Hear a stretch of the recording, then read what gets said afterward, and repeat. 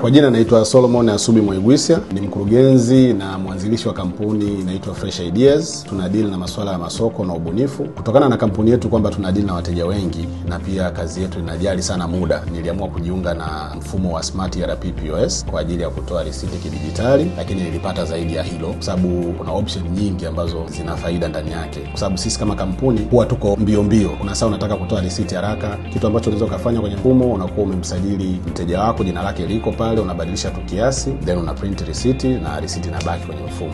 Kingine ni kwamba nina uwezo wa kuona mauzo yangu ya kila siku au ya muda fulani, nikitaka kutoa zaidi report ambayo automatically inajiprint kule TRA, lakini kwa mfano labda accountant wangu anataka kuona zaidi report, ana uwezo wa kuiona. Kuna hadi graph inakuonyesha kabisa labda mwezi huu graph yako ilipanda, mwezi unaofuata mauzo yameshuka kidogo. Kwa kikubwa kwa wenzangu ambao wananyoa na makampuni kwenda na wakati na kuokoa muda, jaribu mfumo.